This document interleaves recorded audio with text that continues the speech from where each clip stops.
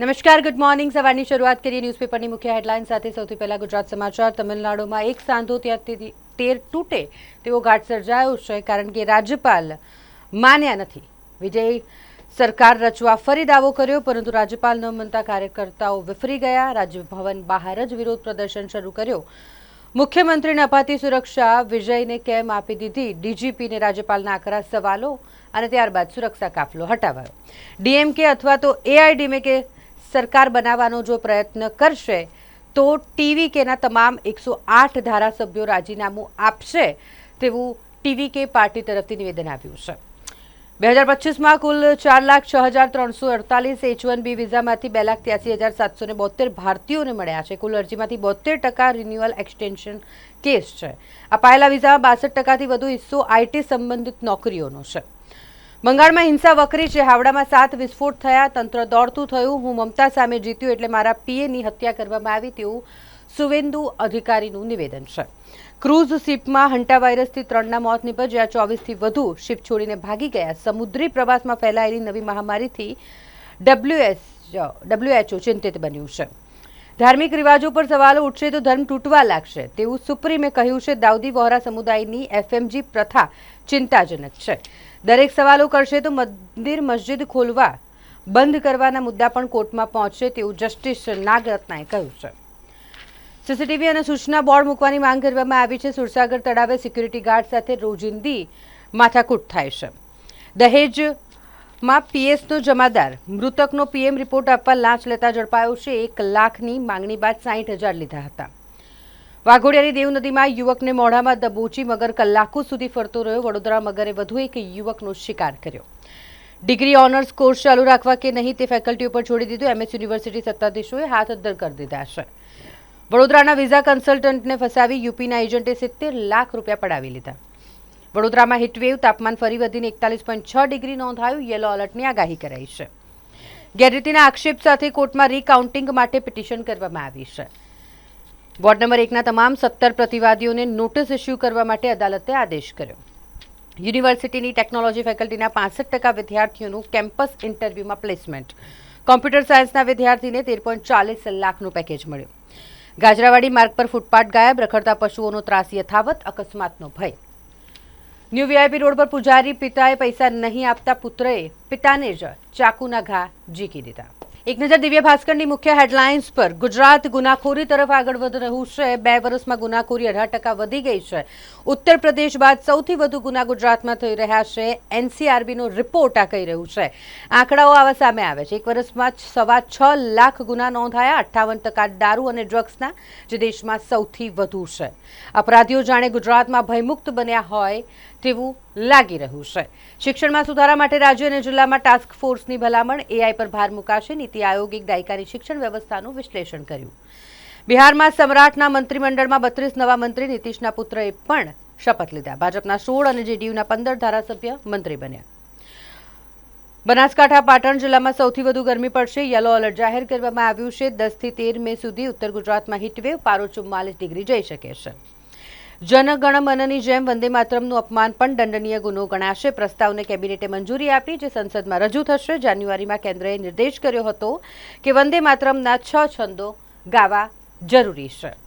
Saudi સહિત ખાડીના 4 દેશે ટ્રમ્પને ના કહ્યું, તેથી ઈરાન ઓપરેશન રોક્યું. સહયોગી ફરી ગયા. 24 કલાકમાં ઓપરેશનમાંથી ટ્રમ્પનો યુ-ટર્ન. પશ્ચિમ બંગાળની વાત કરીએ તો કોન્ટ્રાક્ટ કિલરથી સુવેન્દુના પીએની હત્યા કરવામાં આવી હોય તેવું સામે આવ્યું છે. રાજકીય હિંસાનો ડર. AITની રચના. 3 આરોપીઓની અટકાયત કરાઈ છે. સોહરાબુદ્દીન એન્કાઉન્ટર કેસ 21 વર્ષ સુધી ચાલ્યો અને 22ને નિર્દોષ જાહેર કરાયા. બોમ્બે હાઈકોર્ટે ટ્રાયલ કોર્ટનો નિર્ણય યથાવત રાખ્યો. એક નજર ગુજરાત મિત્રની મુખ્ય હેડલાઇન્સ પર. પશ્ચિમ બંગાળના ગવર્નરે વિધાનસભા ભંગ કરી. તમિલનાડુમાં સરકાર રચવાના વિજય થલપતિના દાવાને રાજ્યપાલે ફગાવ્યો. સરકાર રચવા માટે જરૂરી સંખ્યાબળ ન હોવાનું જણાવ્યું. ઈરાની હુમલામાં અમેરિકાને ધાર્યા કરતાં મોટું નુકસાન થયું છે. સુવેન્દુ અધિકારીના મદદનીશની હત્યા આયોજનબદ્ધ રીતે કરાઈ હોવાના સંકેતો મળ્યા છે. પોલીસને નકલી નંબર પ્લેટવાળા વાહનો મળી આવ્યા. વ્યવસાયિક શૂટરો સંડોવાયેલા હોવાની શંકા છે. શિક્ષણ ક્ષેત્રે એડહોક પદ્ધતિ દૂર કરવા સુપ્રીમ કોર્ટે કડક આદેશ કર્યો છે. રોજગાર સુરક્ષાની ભાવના કોઈપણ સેવામાં કાર્યક્ષમતા વધારવા આવશ્યક શરત છે.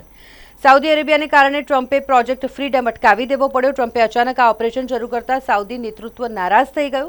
આ મિશન માટે પોતાની હવાઈ સીમા અને એરબેઝનો ઉપયોગ કરવાનો ઇનકાર કરી દીધો.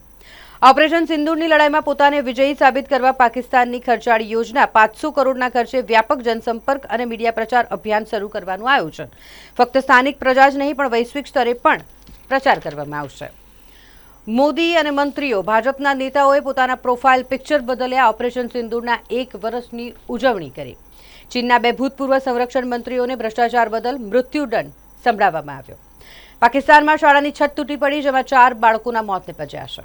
હમીરપુરમાં યમુના નદીમાં હોડી પલટી, 4 બાળકો સહિત 5ના મોત થયા. વસ્તી નિયંત્રણ નીતિઓ અને યુસીસી માટે જનતાનો સહકાર જરૂરી છે તેવું આરએસએસ પ્રમુખે કહ્યું છે. મહુવા મોઇત્રાનો ફ્લાઇટમાં ઉત્પીડનનો આરોપ, જય શ્રી રામ અને ટીએમસી ચોર છેના નારા સાથે ઘેરાયા. સહરસામાં મધ્યાહન ભોજન બાદ 150થી વધુ બાળકોના શરીરમાં ઝેરની અસર થઈ.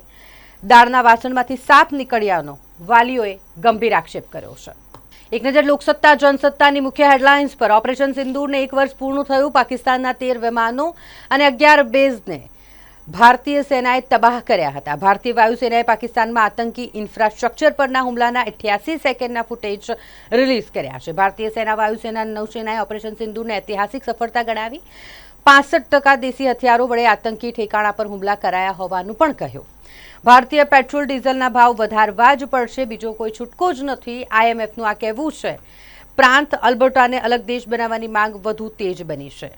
વાવાઝોડા વચ્ચે નાયબ મુખ્યમંત્રી સિંધે હવાઈ દુર્ઘટનાનો ભોગ બનતા રહી ગયા. નાયબ મુખ્યમંત્રી બપોરે મુંબઈથી મુરબાડ જઈ રહ્યા હતા અને વચ્ચે હવાઈ દુર્ઘટના થઈ શકી હોત, પરંતુ તેઓ બચી ગયા છે. પાયલોટની સતર્કતાને લઈને સહેજમાં જ દુર્ઘટના થતા રહી ગઈ.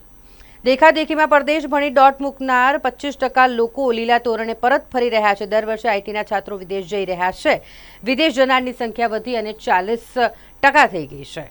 ગુજરાતના કથિત નકલી એન્કાઉન્ટર કેસમાં 22 આરોપીને નિર્દોષ જાહેર કરવાનો ચુકાદો યથાવત રાખવામાં આવ્યો છે. ગેંગસ્ટર સોહરાબુદ્દીનના ભાઈઓને બોમ્બે હાઈકોર્ટનો મોટો ફટકો. બંગાળના દોહરિયામાં સુવેન્દુ અધિકારીના પીએની હત્યા થઈ. હત્યા પહેલાના સીસીટીવી વાયરલ થયા છે. ચંદ્રનાથ સ્કોર્પિયોમાં હતા. હુમલાખોરો પાછળથી આવ્યા અને ગોળીઓ વરસાવી. મમતાનું રાજ પશ્ચિમ બંગાળમાં ખતમ થયું. ટીએમસી મંત્રીમંડળ બરખાસ્ત થઈ ગયું. તમિલનાડુના રાજ્યપાલે વિજયને બીજી વખત પાછા મોકલ્યા. ફક્ત સૌથી મોટી પાર્ટી બનવાથી સરકાર રચવાનો માર્ગ સરળ નહીં બને. તમિલનાડુ જેવા મોટા રાજ્યમાં અસ્થિર સરકારનું જોખમ ન લઈ શકાય અને માટે રાજ્યપાલ નથી માનતા તેવું રાજ્યપાલનું કહેવું છે. પરંતુ આને રાજનૈતિક રીતે લેવામાં આવી રહ્યું છે અને ભાજપ તરફી નિર્ણય રાજ્યપાલનો ગણવામાં આવી રહ્યો છે અને માટે ટીવીકેના જે સમર્થકો છે, કાર્યકર્તાઓ છે, તેઓ દ્વારા વિરોધ પણ કરવામાં આવી રહ્યો છે. એક નજર સંદેશની મુખ્ય હેડલાઇન્સ પર. ઓપરેશન સિંદૂરની પહેલી વર્ષી. આતંકવાદ અને આતંકી સંગઠનોને વડાપ્રધાનનો કડક સંદેશ. પ્રધાનમંત્રી મોદીએ ભારતના લશ્કરી દળોના સાહસ, ચોકસાઈ અને દ્રઢ સંકલ્પને સલામ કર્યા અને કહ્યું કે અમે ત્રાસવાદને જળમૂળમાંથી ખતમ કરવા માટે પ્રતિબદ્ધ છીએ. શહેરમાં પારો 41.6 ડિગ્રી નોંધાતા કાળઝાળ ગરમીનો અહેસાસ શહેરીજનોએ કર્યો. ગરમીની સાથે સાંજે હવામાં ભેજનું પ્રમાણ ઘટતા લોકો અકળાઈ ગયા હતા. ગુજરાત રોડ શોએ ઓડિશા માટે મહત્વપૂર્ણ રોકાણ પરિણામો આપ્યા છે. વડોદરામાં ઓડિશાના સીએમની ઇન્વેસ્ટર મીટ યોજાઈ. સરદારધામ 3ના લોકાર્પણની પૂર્વ તૈયારીઓનો ધમધમાટ વડોદરા શહેરમાં ચાલી રહ્યો છે. સરદારધામના લોકાર્પણ પછી જૂનમાં પ્રવેશ પ્રક્રિયા હાથ ધરવામાં આવશે. મ્યુનિસિપલ કોર્પોરેશનની ચૂંટણીમાં પૈસા લઈ ટિકિટનો વહીવટ કરાયો હોવાના આક્ષેપ થઈ રહ્યા છે. શહેર કોંગ્રેસના મહામંત્રીએ પોતાની જ પાર્ટી સામે બાયો ચડાવી છે. ભારતમાં ક્રાઇમ 6% ઘટ્યો, છતાંય દિલ્હી મહિલા બાળકો માટે ખરાબ છે. એનસીઆરબીએ જાહેર કરેલા આંકડા તો આ કહી રહ્યા છે. સૂર્યની સક્રિયતા વધતા જૂના ઉપગ્રહ ધરતી પર વહેલા પડે છે તેવું ઇસરોનું કહેવું છે. બંગાળમાં હિંસા વધતી જઈ રહી છે. હાવડામાં 7 દેશી બોમ્બ વિસ્ફોટ થયા. પાણીહાટીમાં વિસ્ફોટમાં 5 ઘવાયા. ભાજપના કાર્યકરો પર દેશી બોમ્બ ફેંકાયા. તોફાનીઓને પકડવા મોટા પાયે સર્ચ ઓપરેશન ચાલી રહ્યું છે. પહેલા 118 ધારાસભ્યોની સહીઓ લાવો. ગવર્નરે બીજી વખત વિજયને પાછા મોકલ્યા. તમિલનાડુમાં સરકાર રચવાનું કુકડું ગૂંચવાઈ ગયું છે. ચીનમાં ભ્રષ્ટાચાર કેસમાં 2 પૂર્વ સંરક્ષણ પ્રધાનોને મોતની સજા ફટકારવામાં આવી છે. મમતા હાથ ઘસતા રહી ગયા અને બંગાળ વિધાનસભા ભંગ થઈ. મમતા બેનર્જી હવે મુખ્યપ્રધાન નહીં. પશ્ચિમ બંગાળમાં તૃણમૂલ કોંગ્રેસના 15 વર્ષના શાસનનો અંત આવ્યો છે. યોગેશ પટેલ માનસિક રીતે અસ્વસ્થ હોય ગમે તેમ વાણીવિલાસ કરે છે. પૂર્વ ધારાસભ્ય જીતુભાઈ સુખડિયાએ આ કઠોર નિવેદન ધારાસભ્ય યોગેશ પટેલને લઈને આપ્યું છે. પીએમ વિઝિટ વડોદરામાં થવાની છે અને એટલે અસામાજિક તત્વોની હિલચાલ પર પોલીસની ચાંપતી નજર છે. ગંધાર સોલ્ટ કંપનીમાં લોખંડનો વિશાળ શેડ તૂટી પડતા એક કામદાર દબાયો. કંપનીમાં ઘણા સમયથી જર્જરિત શેડની મરામત ન કરાઈ હોવાની બૂમો ઉઠી રહી છે.